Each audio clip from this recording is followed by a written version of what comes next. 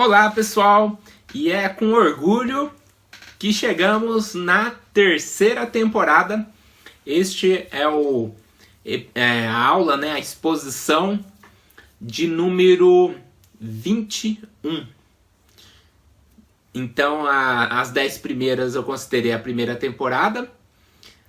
Depois as próximas 10, chegando na exposição de número 20, considerei a segunda temporada.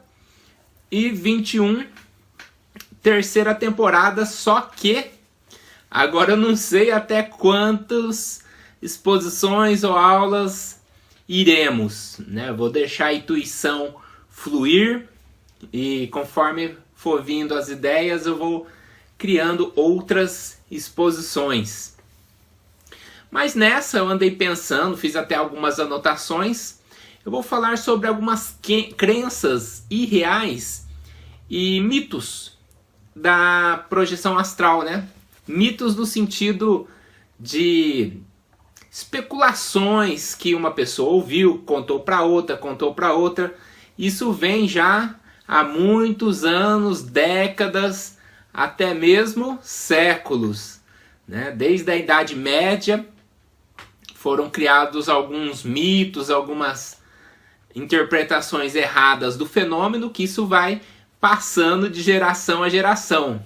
Lembrando que lá na Idade Média era muito complicado falar de projeção astral, de experiências fora do corpo, porque existia uma repressão muito forte pela Igreja Católica, e geralmente quem estudava, mexia com esses assuntos de esoterismo, misticismo, cabala, que mais?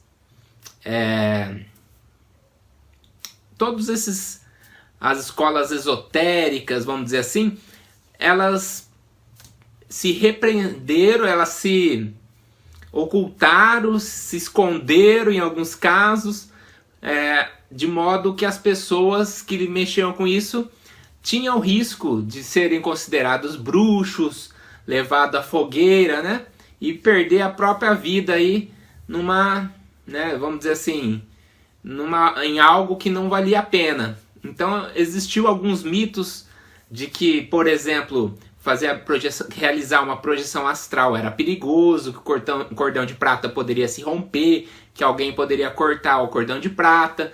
Então, por volta daquela época surgiu assim esses mitos, principalmente por pessoas que não conheciam do assunto, Algumas pessoas também que não queriam, não tinham o desejo de que esse assunto evoluísse, fosse passado para outras pessoas, até mesmo de algumas ordens esotéricas que desejavam deixar o assunto preso dentro da ordem ali, dentro da doutrina deles, do estudo deles. Eles colocavam essas informações irreais para confundir as pessoas, de modo que o conhecimento ficasse preso só ali naquela ordem, naquele estudo, com aquelas pessoas.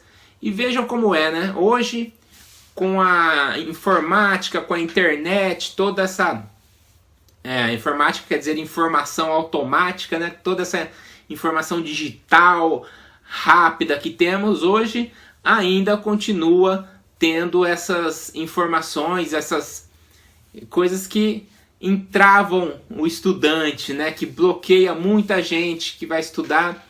Eu, por exemplo, conversando com uma pessoa espiritualista, presidente de casa espiritualista, conversando, toquei no assunto de projeção astral. Primeira coisa que ele me falou foi assim: olha, isso pode ser perigoso, você pode quebrar o cordão de prata e morrer numa experiência dessa. Aí ali acabou o assunto. Eu vi que era uma pessoa bem mais velha que eu, mas entre aspas experiente, já gerenciando casas espiritualistas. Eu falei, não compensa argumentar. Já tinha aquele preconceito, aquele conceito errado, preconceito errado, solidificado.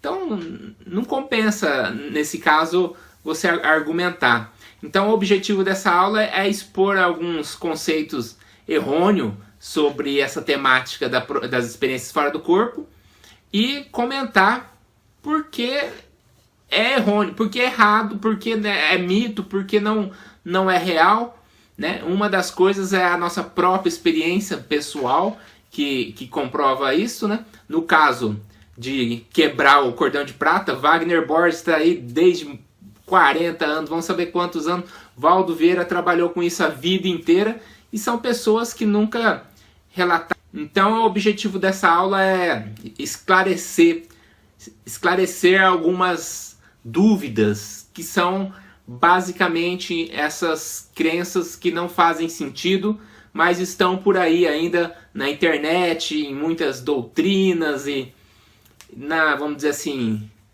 na boca aí de muita gente, na mente aí de muita gente.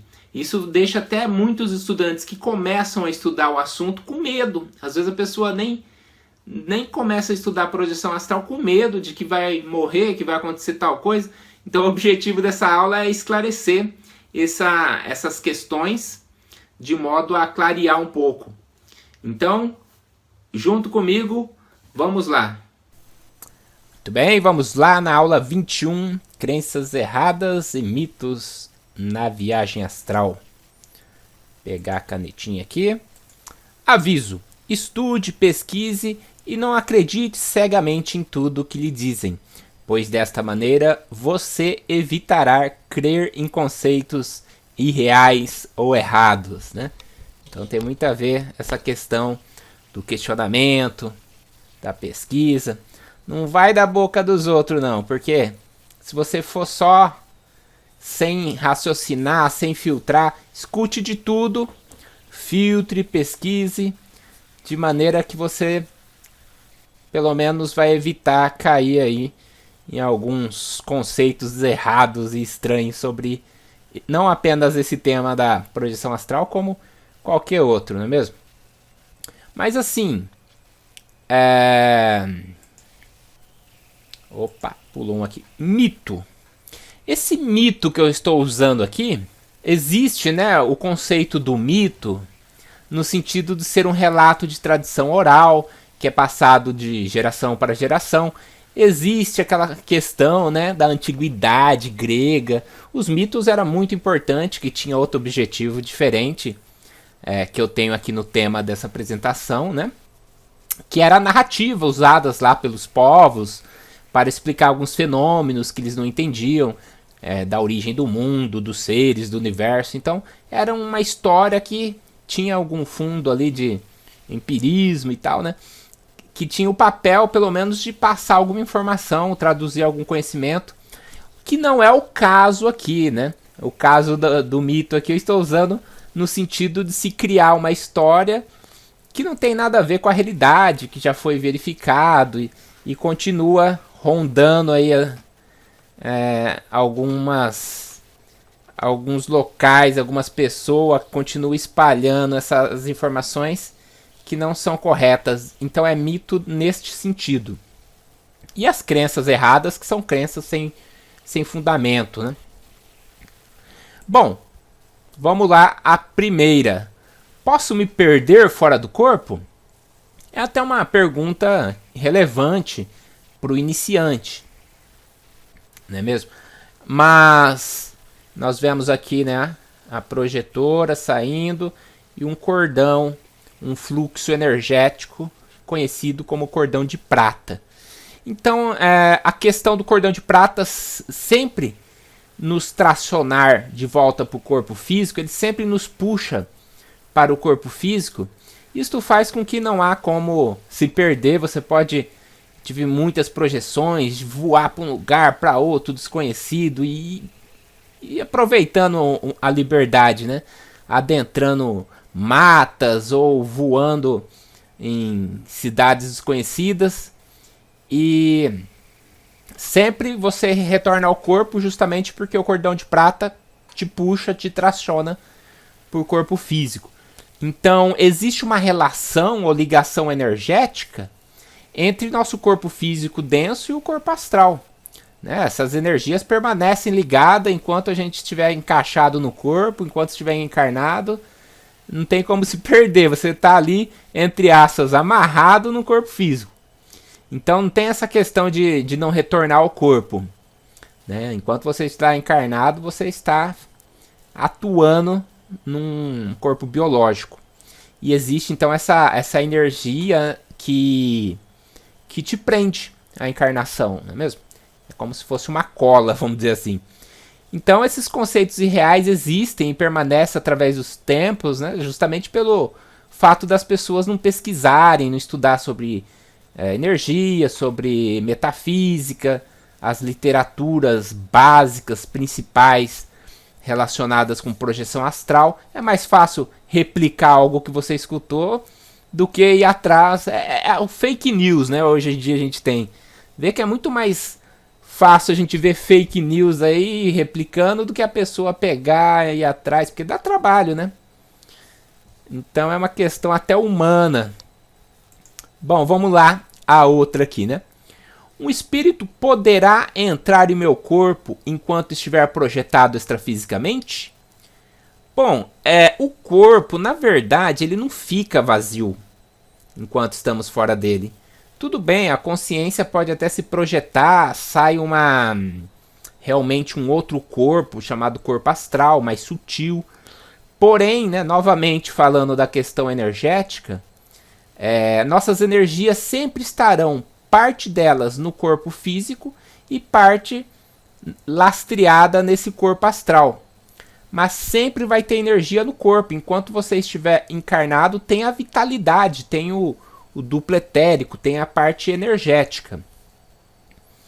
Né? Então é impossível qualquer outra coisa, qualquer outra entidade, qualquer outra energia adentrá-lo, porque ele já está de posse desse sistema bioenergético, né? Que é como se fosse, vamos dizer assim, uma impressão digital, é única. Quando você encarna, você se liga, né? Quando forma o zigoto, se não me engano que chama, né?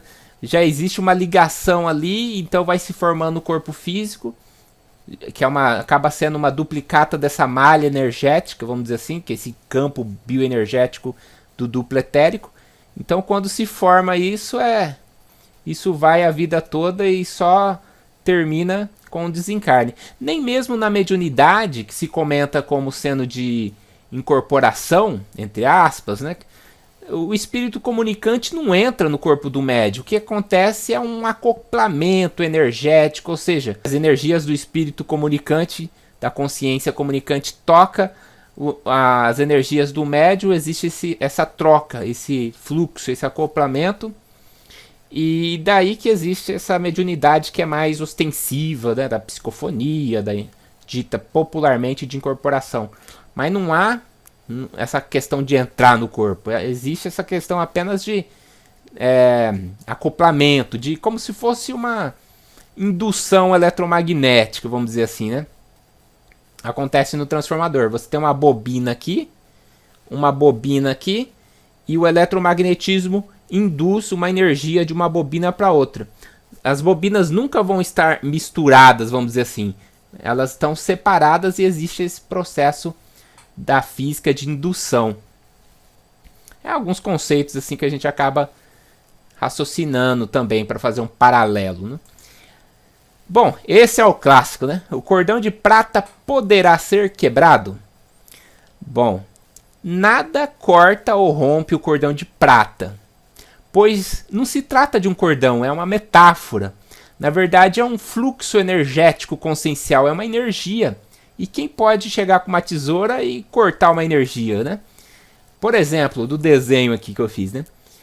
Não podemos chegar lá com uma tesoura e cortar uma onda de rádio, ou um facho de luz. É imaterial, né? Vamos dizer assim. Então, o cordão não é matéria, não é um cordão, né? O que acontece, porém, no momento que não tem nada a ver com a questão de projeção astral, com esse fenômeno, é um outro fenômeno, né? Que é o fenômeno do desencarne, da transição, da morte, né? O que acontece? Ocorre um desfazimento das energias, vamos dizer assim, que estão vinculadas entre o corpo biológico e os outros processos mais sutis. Então o cordão se desfaz ali, ele deixa de existir, mas o cordão, entre aspas, se quebra, não por o fato, simplesmente pelo fato da morte do corpo físico, do corpo biológico. Então é a morte do corpo biológico que ocasiona o rompimento, entre aspas, do cordão de prata, e não o inverso. Então essa energia existe enquanto o corpo biológico está funcionando, que é uma máquina, entre aspas, uma máquina biológica. Máquina quebrou, parou de funcionar, essa energia se desprende, porque a energia está bem misturada, bem interagindo com a máquina para de funcionar, a energia se desfaz, se desprende. Essa energia que nos mantém encarnados, que mantém a consciência vinculada ao corpo físico, ao corpo biológico. De maneira que ninguém, nenhum espírito poderá cortar o cordão de prata, que é uma metáfora, não é um cordão. Então não existe esta questão. Agora, essa foi uma pergunta do meu irmão, já faz muito tempo, né? Quem faz projeção astral pode acordar cansado? E até na época da faculdade, né, eu conversei com um professor que era espírita, né? Ele falou brincando: imagina o tanto de energia que gasta para voar fora do corpo, né? Mas, pelo contrário, olha só, né?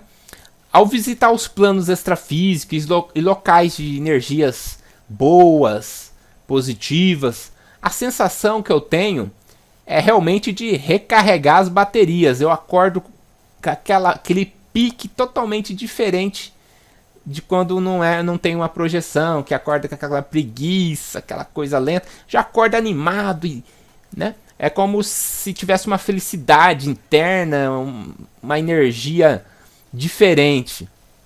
Então, se todo dia fosse possível, vamos imaginar, né, assim, ter uma projeção em lugares positivos, e a vida física ia ser totalmente outra. Você ia ter, né, extrapolando aí para essa ideia e fazendo esse paralelo, né? Agora, um detalhe, né? Ao realizar muita assistência extrafísica, no máximo, né, um bom café da manhã repõe rapidamente aquelas energias mais densificadas, que, vamos dizer assim, ligadas ao ectoplasma, que porventura você pode ter utilizado num processo de assistência mais pesada. No máximo essa questão, mas não é nada que interfira no processo biológico aí. Então não existe essa questão, né? Muito pelo contrário. Agora uma outra clássica também que me ocorreu no início, que eu estudava bastante algumas ordens esotéricas, né? Então a projeção astral é colocado por algumas pessoas, algumas ordens esotéricas, por exemplo, que é algo só para mestres ou apenas para médiums, né? Existem algumas pessoas que interpretam na doutrina espírita que apenas pode ocorrer o desdobramento, que eles chamam de desdobramento, né, através do médium, numa casa espiritualista e tal. O que na realidade não é verdade, né? Só a prova de que esta afirmação é falsa. Além do mais, a projeção astral é algo natural a todo ser humano. Do pior ser humano que vocês possam imaginar, até o maior mestre Dalai Lama, Jesus, todo sai do corpo pelo simples fato de que não somos o corpo, né? Nós entramos no corpo em função do nascimento e sairemos dele em função da morte biológica.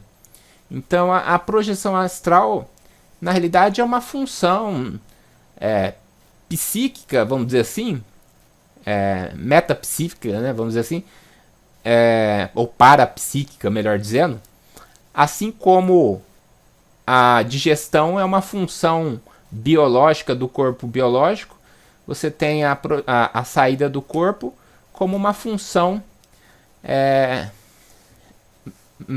parapsíquica nossa, natural.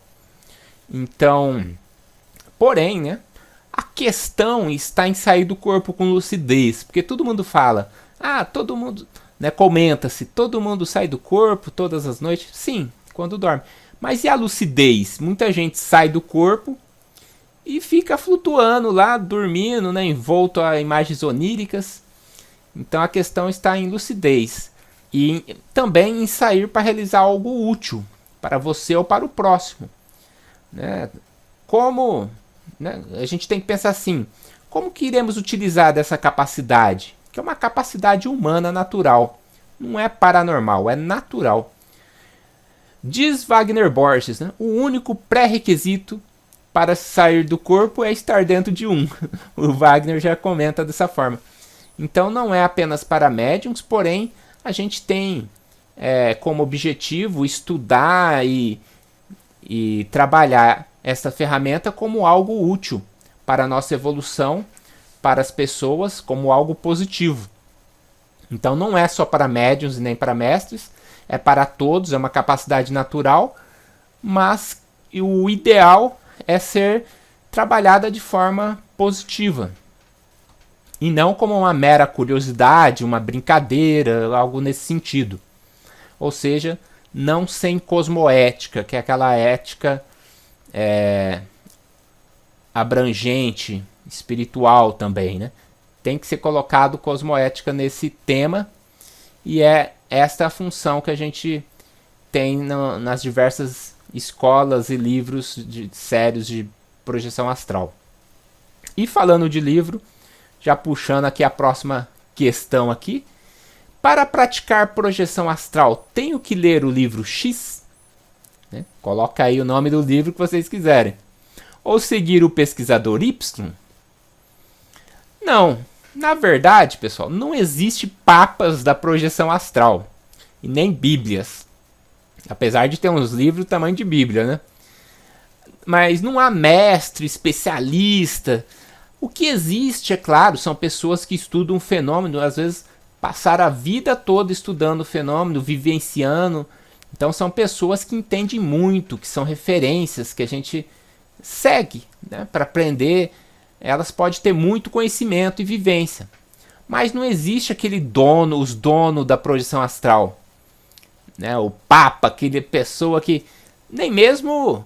Assim como muitas doutrinas que abordam a projeção astral, não há aquela doutrina que é dona da projeção astral. Mesmo a projeciologia. Não é uma doutrina que estuda a projeção astral, muito bacana, coisa e tal. Mas a projeção astral já é milenar, desde o Egito. Né? Antes de se pensar em projeciologia, já existia muita coisa, muito estudo.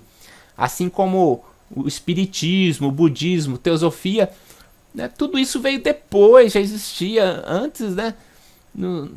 Ao perder dos tempos, das noites dos tempos, já existia a questão da projeção astral. Desde que o primeiro homem andou na face da Terra, né? Então nenhum livro vai fazer você se projetar, né? Apesar dos livros, é claro, ser muito importante, nos traz conhecimento, complementa e é a base teórica que nos proporcionará uma projeção astral de qualidade. Mas, para realizar, não tem que seguir tal pessoa, tal livro, isso independe. Essa daqui é muito comum também. O plano astral é cheio de pessoas negativas. Bom, na grande maioria das minhas projeções, vamos dizer assim, 95% delas, né? Ao sair do corpo e perceber meu quarto, eu estava sozinho. Nem pessoas tinham, né, aqui em casa. Mas é claro que existe consciências extrafísicas. Às vezes a gente não está nem percebendo, mas está lá o amparador, né? Então nem sempre, já começando a responder, nem sempre é cheio de pessoas negativas. Pode ser inclusive que tenha o seu amparador lá, que é uma pessoa extremamente positiva, evolutiva. Mas pessoas ou consciências negativas há de monte no plano físico, desde os políticos, né, até o assassino, até assassinos. Tem assim um degradê, né, e nós estamos lá mais ou menos também, né? Não somos nem extremamente positivos e nem extremamente negativos, que é o que eu penso que compõe também a grande parte das pessoas aí, tanto no plano físico como no plano extrafísico. O que acontece com a TV, com o noticiário, né, que eles ressaltam demais as questões negativas. Então, nós temos uma questão assim de televisão extremamente, de noticiário extremamente sangrento, negativo. Mas tem muitas pessoas boas no mundo. Do lado de lá, no plano astral, a gente vai encontrar pessoas boas e ruins. Porque a morte não muda ninguém. Se a pessoa é uma mala sem alça aqui, quando ele morre, fica uma pessoa chata, uma mala sem alça do lado de lá também. A morte não muda ninguém. Então, sim, né, nesse caso dessa informação aqui, há pessoas negativas. Porque as pessoas são humanas no planeta, nesse planeta nosso, né? Tem pessoas negativas, tanto do plano físico como no plano extrafísico. E também tem, inclusive, pessoas que nos querem fazer mal, existem obsessores. A questão é, né? Qual a sua frequência? Como é que você está, a sua sintonia? Qual o seu objetivo com a projeção astral? Porque nós podemos também atrair essas pessoas ou não. Inclusive, nós podemos também ser pessoas negativas à noite. Sugar energia, ter muita raiva de uma pessoa e prejudicar com formas, pensamentos. Então, temos que nos fazer essa pergunta e nos colocar também como pessoas negativas. Em alguns momentos, principalmente, né? Não 100% do tempo, mas em alguns momentos. Então a gente tem que... O importante relacionado com projeção astral é nos prepararmos energeticamente, emocionalmente, estudar, conhecer o fenômeno e buscar, na medida do possível, um equilíbrio, de modo que, ao encontrar alguém negativo, você vai até auxiliar essa pessoa e não revidar ou ter medo, né?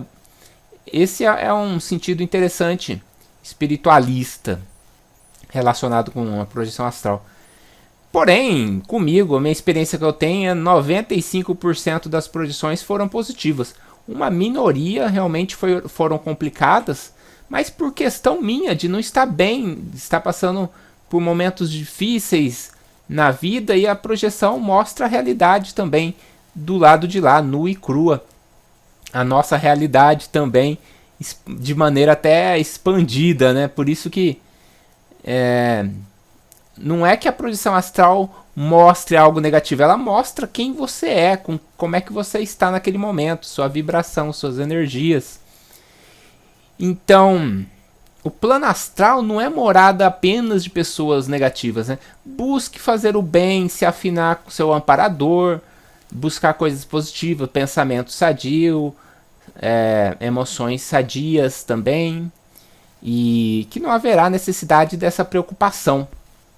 Não é tão cheio assim, né? Tem uma preocupação excessiva aqui. Agora, uma questão. Drogas podem ajudar a induzir a projeção astral? Bom, vou dar minha opinião. Eu sei que quando a gente coloca um material na internet, tem críticas de pessoas de opiniões diferentes. Eu estou passando aqui a minha opinião. Eu sou totalmente contra a qualquer tipo de droga, de chá, seja o que for. Né? Na minha opinião, drogas e alucinógenos interferem sim. E na realidade interfere até no sistema nervoso do corpo físico, do corpo biológico. Interferem na saúde. Né? As pessoas, cada um faz o que quer, né? É livre para fazer o que quer. Tem o livre-arbítrio. Mas, na minha opinião, o que ocorre aqui é as pessoas que realizam projeções induzidas por esses métodos ou atalhos, né? Tem gente até que pega como atalho. Nunca vai ter certeza de que vivenciou algo realmente metafísico, extrafísico, espiritual, ou se foi uma viagem da mente, do subconsciente dela, também conhecida como viagem na maionese, não é mesmo? Então, o objetivo, se o objetivo é lucidez, você não pode usar desses meios, porque aí já perdeu a lucidez. Você abriu as portas pro inconsciente, pro seu inconsciente. E ainda mais, abriu as portas para obsessores que estão do lado de lá e às vezes até desencarnaram por conta de algumas drogas e entra em sintonia com você. Então aí piora mais ainda a condição. Uma questão de afinidade, não tem moral, não... é uma questão energética, semelhante atrai semelhante. Então, mesmo que for possível uma indução por esses métodos, não é o recomendado. Particularmente não considero uma experiência genuína, real, quando ela é forçada por químicas que influenciam ali o seu corpo, né? Então não é uma projeção sadia. Então essa é a minha opinião, não é mesmo? Essa daqui eu bolei, essa última questão. Sonhos lúcidos são a mesma experiência relatada em projeções? Né, vamos dizer que alguém está misturando os conceitos, né? Aí eu gostaria de explicar que acontece que nossa lucidez ou consciência funciona numa espécie de degradê. Não é assim, ou você está inconsciente ou você está consciente. Tem um meio termo. Não é preto no branco. Tem um cinza ali no meio, né? Então, partindo do inconsciente até o totalmente lúcido, existe aí um meio termo onde que a gente pode considerar uma das hipóteses os sonhos lúcidos. Né? Até outra hipótese pode ser que o sonho lúcido seja até algumas experiências de projeção astral misturada com sonhos ou mesmo experiências que a pessoa teve dificuldade na rememoração, bagunçou um pouquinho, truncou um pouquinho as informações. Mas para concluir, o que eu gostaria de deixar aqui é que, no geral, a pessoa que passa por uma experiência fora do corpo genuína, real, verdadeira, é algo tão lúcido, tão marcante, que não tem como comparar com qualquer tipo de sonho, por mais lúcido que seja. Não tem comparação. Esta é uma vivência minha. Tem aquela frase no começo lá das minhas apresentações, né? Vivencie, tenha essa opinião. Esta é a minha vivência, é a minha opinião com relação a sonhos lúcidos. E com isso finalizamos mais essa exposição. Espero que tenha sido útil e clareado aí algumas dúvidas, algumas coisas que a gente vê aí pela internet. E coloco aqui apenas que é uma visão, uma opinião minha, baseada em meus estudos, minhas vivências. Tenha você também os seus estudos e suas vivências.